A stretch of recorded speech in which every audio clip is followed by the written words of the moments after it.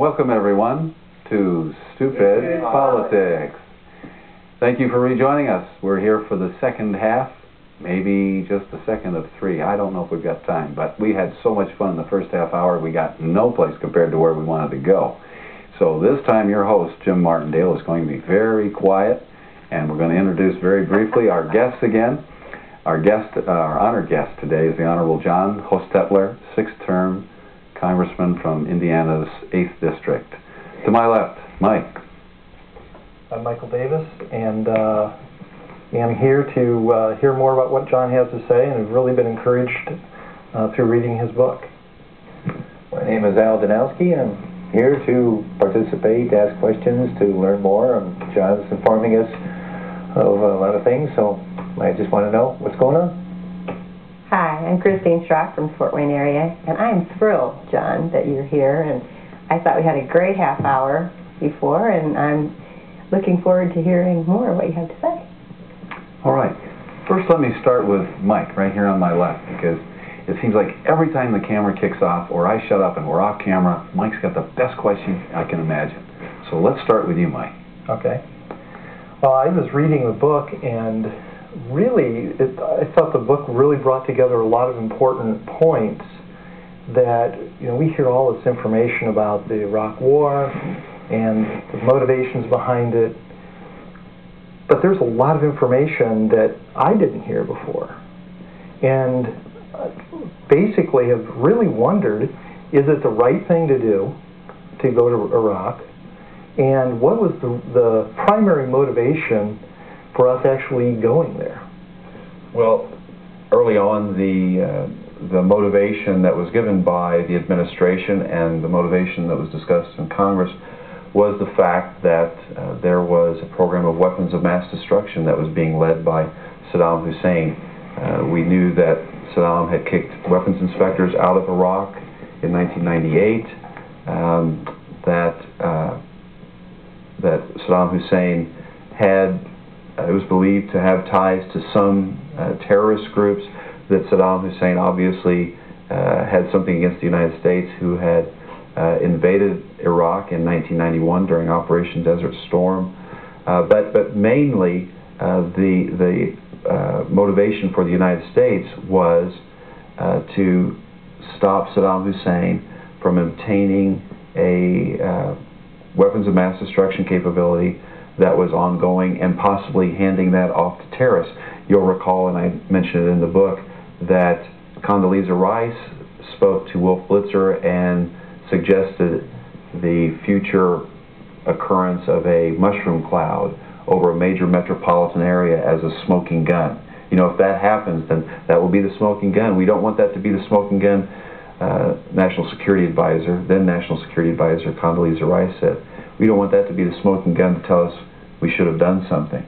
Well, the intelligence did not support that, and so what has happened, and since we've found that there were no weapons of mass destruction in Iraq for years prior to the invasion, what we're being told now is that, well, we're there to relieve a suffering and oppressed people from a despotic political leader.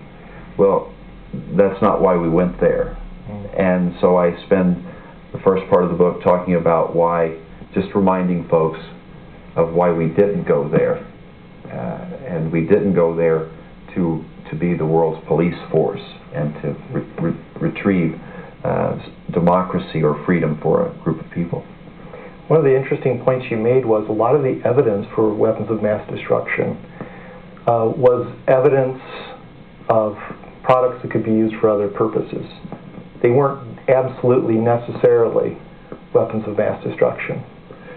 What we've found in Iraq, and there's been some discussion of it, are what's referred to as precursors.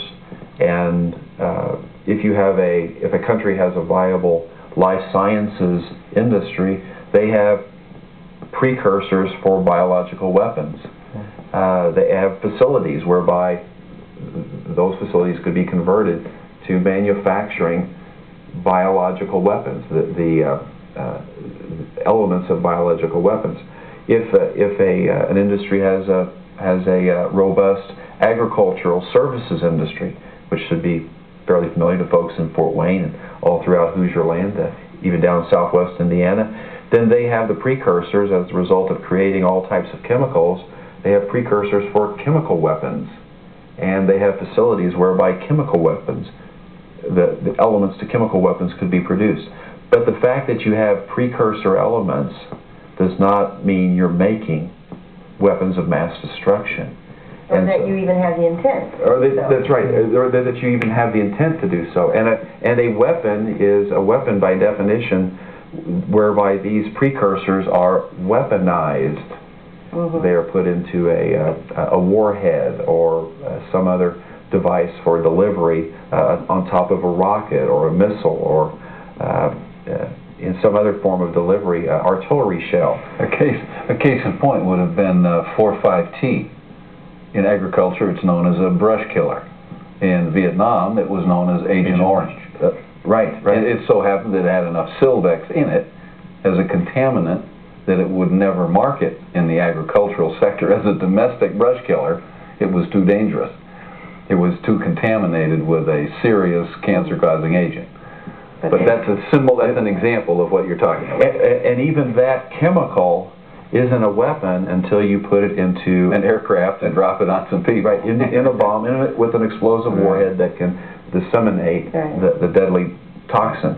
So there's all this understanding of what is a weapons program. A weapons program has a lot of elements to them.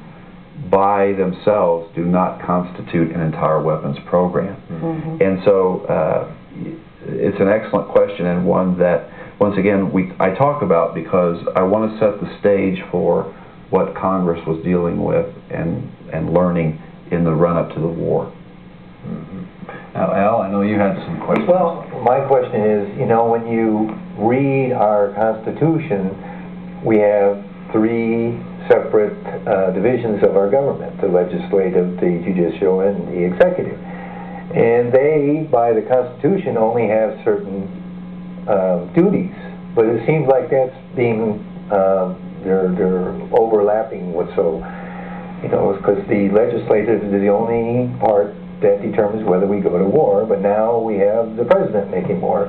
So what happened? What made the change? What has happened to create such a situation that we have today? Well, I believe that a big part of it is political expediency. In this particular case, we did exactly what you're talking about. Even though the Constitution explicitly delegates to Congress the power to declare war in Article 1, Section 8, what Congress effectively did was we delivered that power to the President in the Iraq War resolution. We basically said, we will allow the President the discretion to send our country into war. But you don't believe that was a right thing to do, to deliver your power over to an executive? No, and that was a reason that I voted against the resolution as well.